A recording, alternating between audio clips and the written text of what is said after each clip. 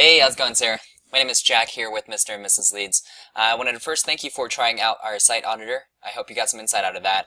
If you didn't ever actually get the site auditor, let me know. We've had some issues with it in the last couple of days, so I definitely want to make sure that you receive it in case you asked for it. Just shoot me an email and we'll make sure that it gets forwarded to you correctly.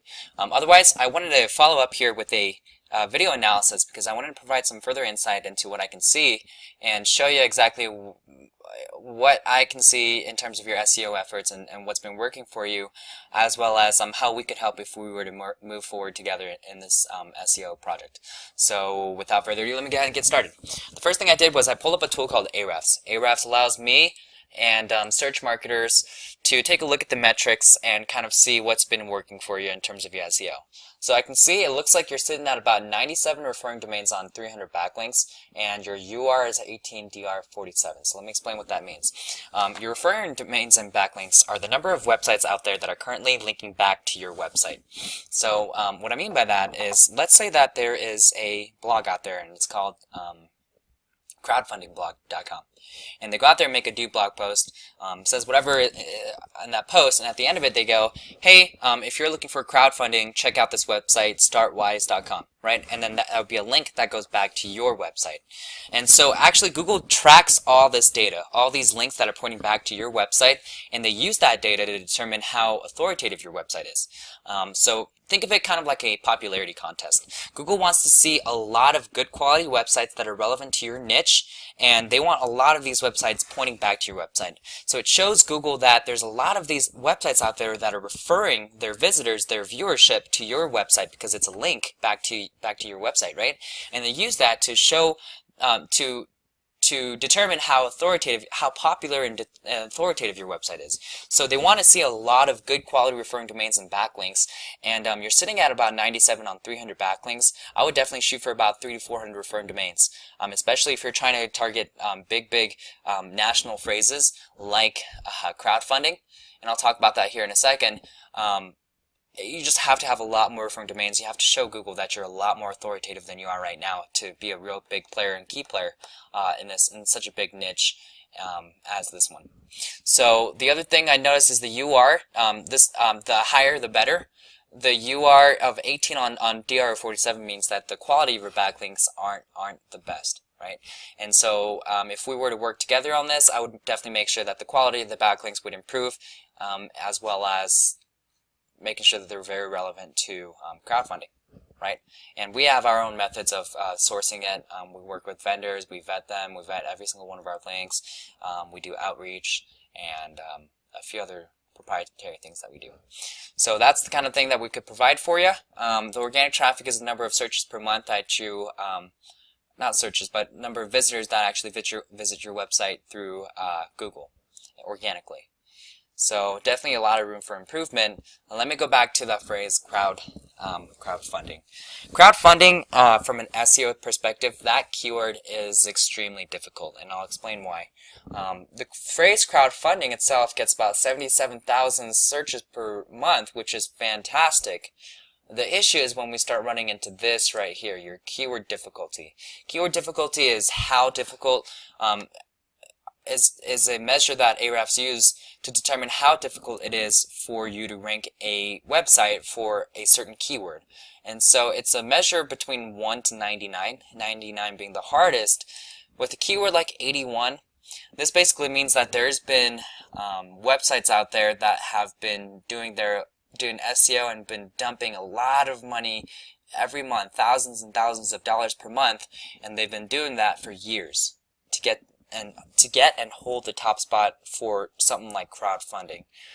There's really no point in ranking at the top of the third page, at the top of the second page, anything like that, because 90% of the time, 95% of the time, people aren't going to go over and click on the second page of Google, right? So if someone's typing in crowdfunding, they're bound to click usually one of these three, and then statistically, how many people are actually going to go and stop and not even look at the second page, or not even look at the rest of this first page and actually hit the second page. Statistically, it's 5% of actual searches.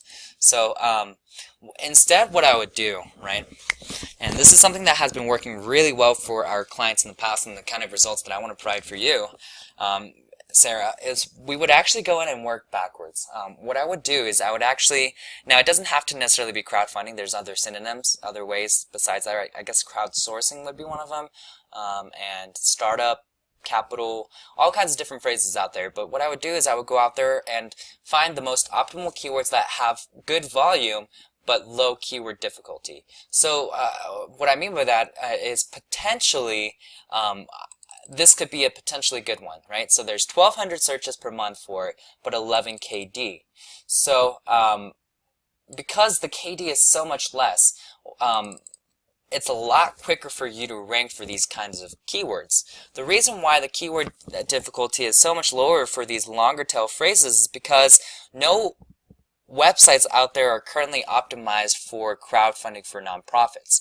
Everyone's optimized for the phrase crowdfunding because obviously that's what everyone searches for, but they're leaving a lot of low-hanging fruit on the wayside by not focusing their SEO efforts on these longer tail phrases.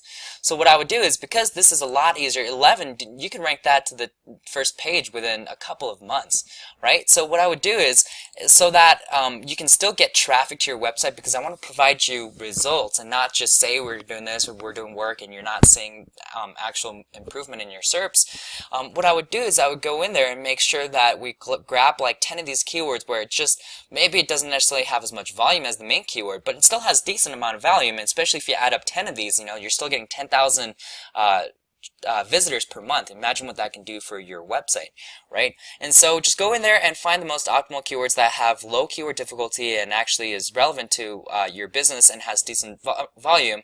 Click 10 of those and start building out the inner page for that.